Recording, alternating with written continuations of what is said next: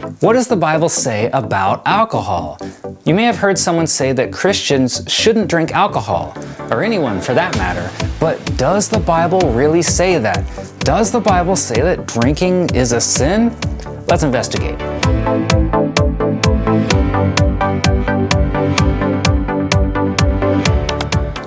Why don't we start with the Old Testament, since it's more known for emphasizing laws and rules. What we find there might surprise you. Deuteronomy 14 verse 26, an often overlooked passage about tithing, says, "Spend the money on whatever you desire, oxen or sheep, or wine or strong drink, whatever your appetite craves." Yeah, that's in the Bible. Boy, I would love to investigate this verse and how it compares to the typical teaching on tithing, but that is a subject for another day. What does this passage mean? Apparently, the Israelites were allowed to drink wine and some unknown strong drink to celebrate that God had provided for them each year. Pretty cool, right? Well, while we're here, it's worth mentioning there is a view, a perspective that when the Bible talks about wine, it's not talking about alcoholic wine, but grape juice. Is that what's going on here? Well, in this verse, we see wine paired with the word strong drink. So it seems like a reference to alcohol, but the way to really test this theory is to look at this chapter in its original Hebrew language and see what that word strong drink means in Hebrew. I have my doubts about the popular grape juice theory, but I want to be thorough, so let's check this out together. According to the Brown Driver Briggs Hebrew to English lexicon, the Hebrew word used for strong drink means intoxicating drink. It notes that it was forbidden for priests to drink only when they were on duty, not all the time. Well, I always recommend checking a second source, more than one source, so let's look at the most well-known Hebrew Bible dictionary of them all, Strong's Exhaustive Concordance. And it says, strong drink means fermented or intoxicating liquor. There's a note here in the Faith Life Study Bible that says this word strong drink may also refer to beer or wine made from ingredients other than grapes, and that consumption of beer was common in the ancient Near East. So that's the area where the biblical people were living. In fact, this Bible says alcoholic beverages were sometimes offered to God as sacrifices. We see an example of something like that, a drink offering of wine, in Exodus chapter 29, verses 40 through 41. The priests were allowed to drink alcohol in the Bible, but not when entering the tent of meeting, where God was thought to appear as a man. There was a good reason for this too, because it was already dangerous to be in God's presence. The priests had to perform certain rituals to make themselves pure so they could exist in the tent of meeting, because that was considered sacred space, places where humans cannot exist as we normally are, kind of like the Garden of Eden.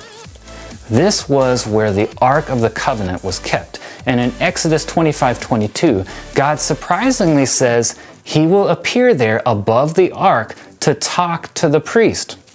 What can we learn from this? Well, if a priest had too much to drink, he might mess up the purification ritual, causing them to not be pure enough to enter the tent of meeting, and that would cause them to die. If they went into the tent of meeting without doing that ritual correctly, well, it was very dangerous. We see what happens when that ritual is not done correctly in Leviticus chapter 10, when Aaron's sons get drunk and go into the tent of meeting and they die. We don't really have a modern equivalent to this situation because we don't have a dangerous room where we meet directly in person with God.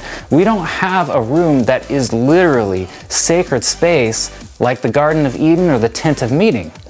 But there's no total prohibition in the Old Testament against alcohol, only for priests at specific times.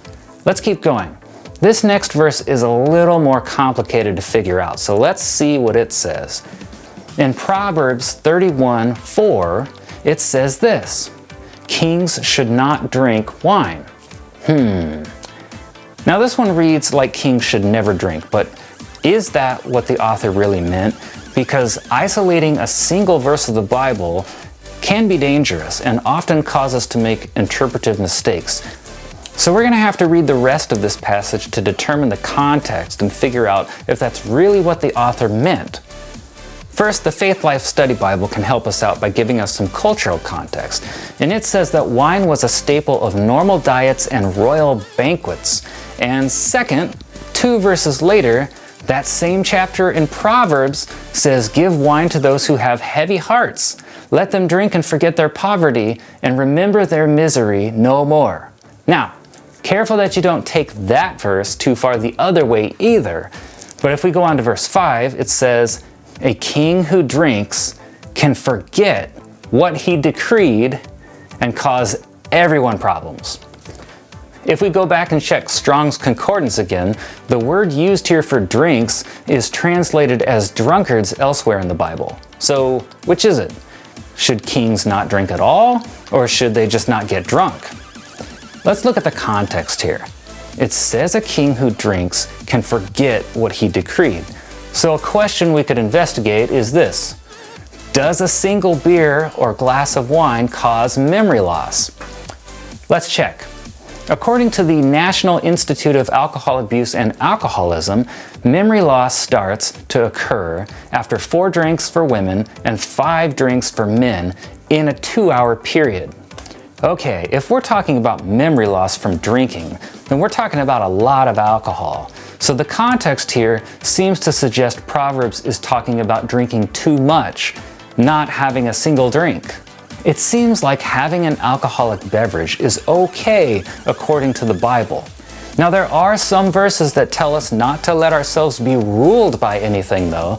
So common sense says if you have reason to think you may be prone to addiction or maybe it runs in your family, for some people it may be best to avoid alcohol completely. But so far, according to the Old Testament, there doesn't seem to be any reason to think drinking was even considered a sin. Now, getting drunk was, but not drinking. There was a group in the Bible who did make a vow not to drink. The Nazarites, a group that included some familiar names like Samson and John the Baptist, Jesus' cousin. A person could choose to make a vow called the Nazarite vow, which included never drinking alcohol. This would set them apart in their community, and it was a choice. But as we learned earlier, most of the priests didn't make that vow. And here's something interesting. Jesus did not take the Nazarites' vow. Interesting. What if I told you there are verses in the Bible suggesting Jesus was drinking alcohol with others? We'll explore that in another video to see what the New Testament says about alcohol.